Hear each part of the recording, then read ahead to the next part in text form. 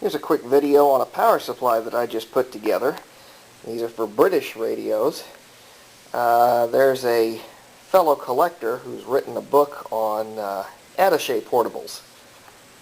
These kind of radios. One of the things he had listed in his book was a picture of these two units made by a company called Cossor. And what it is a power supply that are in the shape of the A and the B batteries, or high tension and low tension batteries, if you'd say it in British, for these small radios. And I've made a replica of it using parts from a General Electric convertible radio. This is the main part of the power supply. All the main guts are in here. This is made along the same lines as an Everready B126 90 volt high tension battery.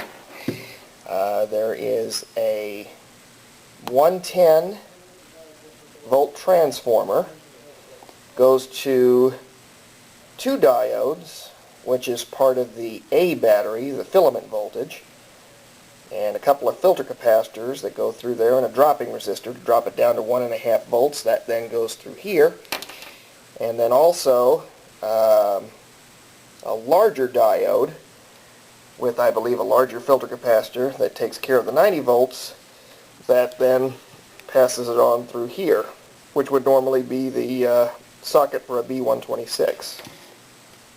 Now, to pass the filament voltage to the proper place, this small plug then plugs into here, and this is the exact size of an AD35 filament battery. Or I think in the American vernacular there's an equivalent called a 720. Very uncommonly used over here. But in Britain, these were used very common. These two batteries, as a matter of fact, are roughly the British common equivalent to what we had over here as, say, the D-cell and 467, 67.5 volt personal radio battery combination. These are as common over there in tube portables as the D-cell and the 467 were over here.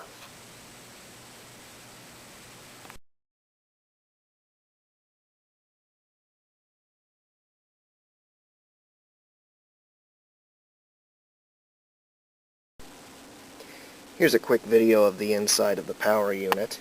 All the parts came from a GE convertible clock radio, at least the power supply to operate the portable. Transformer powered, which supplies both the A and the B voltage. This is the A section here with two electrolytic capacitors. Somewhere in here, probably towards the front here, are two diodes that rectify the low voltage, and in between these two is a resistor, which you can see down here, and that cuts the voltage down for the filaments. Then way down on the inside is where the B voltage is at. So, time to seal this thing up and be ready to go. And I've just plugged in both units into this Pi portable. This is one of the jewel case sets from the mid-1950s, fairly common. And as you can see, they both fit into the same wells that a B126 and an AD35 fit in. Now it's just a matter of plugging it in. There's no power switch on here, so when you're done with the radio, you got to make sure to unplug it first and then put the set away. So without further ado, we'll plug it in. Yeah, it's personal for Keaton Grant. Yeah, it's personal for Keaton. Yeah. And here we go. You have no idea. A little bit of hum. It's not too bad. Basketball game. Homebrew. A little more objectionable, but I think a lot of that is the tone quality that this radio has. Homebiz4.com. Probably could use a little more filtering in the A section, but that's pretty good.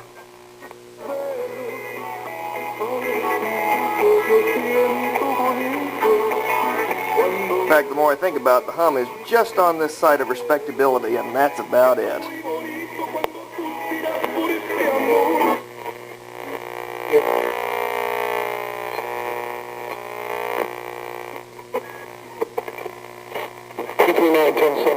Hello, I'm Dr. Sexual Performance.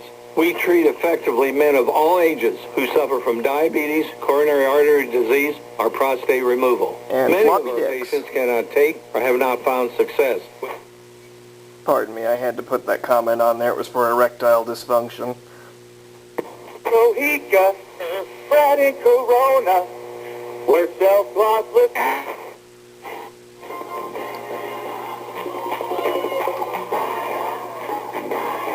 And again, to turn it off, you do have to unplug it. There's no power switch. Do that. Close the radio. And there you have it.